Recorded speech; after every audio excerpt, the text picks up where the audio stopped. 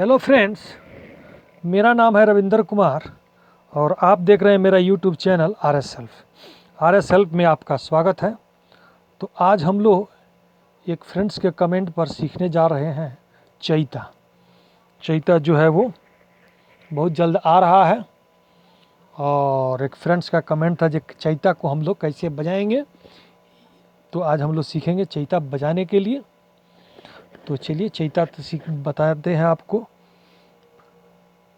और थोड़ा सा म्यूजिक पे भी देखेंगे। तो पहले बगैर म्यूजिक के देखते हैं इसको। तो कहाँ से ये रे से बजेगा, सही है ना?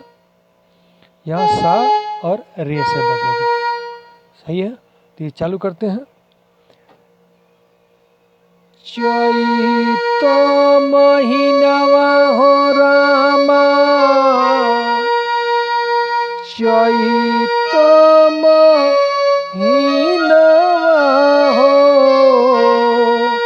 चैत महीनवा रामा, चैत महीनवा, चैत महीनवा रामा, चैत महीनवा हो,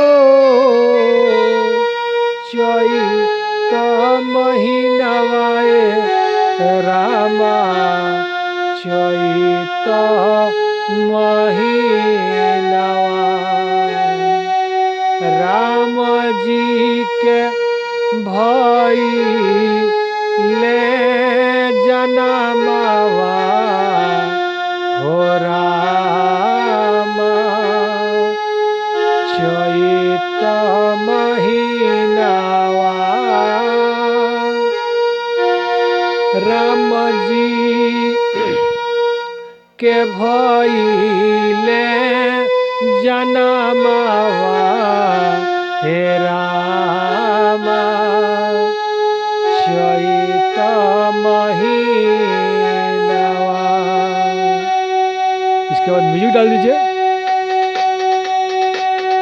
राम जी के भइले जनमवा हे रामा, चैत महीनवा, चैत महीनवा रामा, चैत महीनवा हो,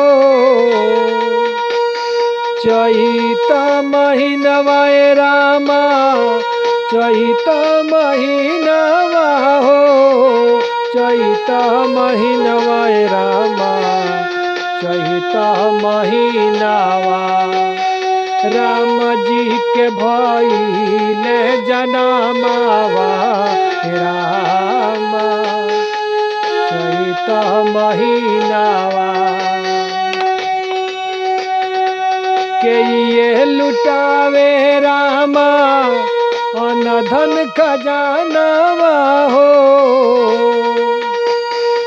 के ये लुटावे रामा अन धन खजानवा हो, अन धन खजानवा रामा, अन धन खजानवा।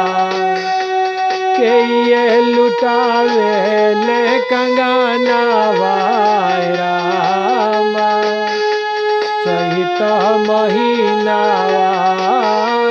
के ये लुटावे ले कंगनवा रामा, चैत महीनवा। राजा लुटावे रामा अन धन खजानवा हो, राजा लुटावे रामा अन धन खजानवा हो, अन धन खजानवा रामा, अन धन खजानवा। रानी लुटावे ली कंगनवा रामा, चैत महीनवा, चैत महीनवा रामा, चैत महीनवा हो, चैत महीनवा रामा चैत महीनवा हो चैत महीनवा रामा चैत महीनवा राम जी के भइले जनमवा रामा चैत महीनवा राम जी के भइले जनमवा रामा चैत महीनवा। अब वीडियो को स्टॉप कर देते हैं, फिर हम लोग एकदम स्लो में इसको देखेंगे। तो यहाँ से स्टार्ट करना है, ये सा और ये हो गया रे, सही ना। ये इसमें 3 सप्तक होते हैं, है ना। ये हो गया मंद्र और ये हो गया मध्य और ये हो गया तीव्र। तो आपका आवाज़ जिससे टैली करता है वहाँ से कोई भी गाना कहीं से भी, यहाँ से भी बजा सकते हैं, यहाँ से भी, यहाँ से भी, सही है। तो यहाँ से हम लोग शुरू करते हैं। चैत महीनवा रामा, सही है ना। फिर देखिए चैत महीनवा रामा चैत महीनवा हो चैत महीनवा रामा चैत महीनवा। फिर एक बार देख लीजिए। चैत महीनवा रामा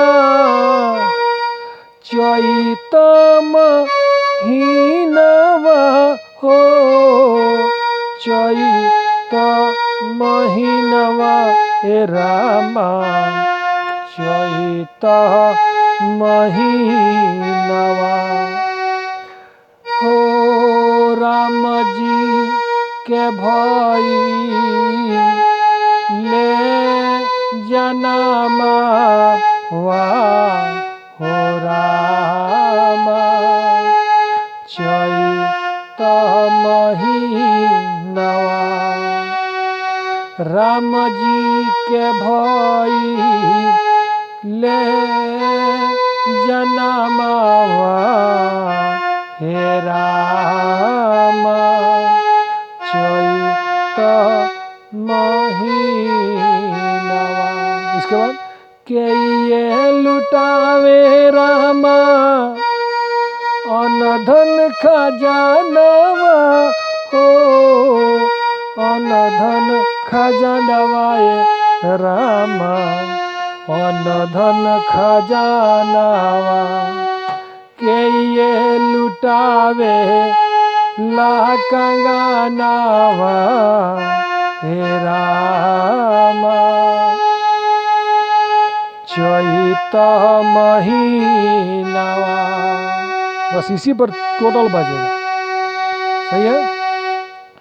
राजा लुटावे रामा अनधन खजानवा हो अनधन खजानवा रामा अनधन खजानवा रानी लुटावे ली कंगनवा हे रामा चैत महीनवा। जब उंगली बैठ जाए तब आराम से यहाँ से बोलिएगा। चैत महीनवा रामा चैत महीनवा हो चैत महीनवा रामा चैत महीनवा राम जी के भइले जनमवा हे रामा चैत महीनवा। तो ये वीडियो आप लोगों को कैसा लगा? यदि अच्छा लगा तो लाइक कीजिए, सब्सक्राइब कीजिए और अपने फ्रेंड के साथ शेयर कीजिए।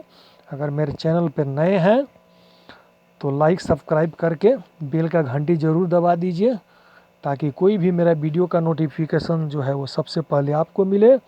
तो चलिए मिलते हैं नेक्स्ट वीडियो में। Thank for watching friends.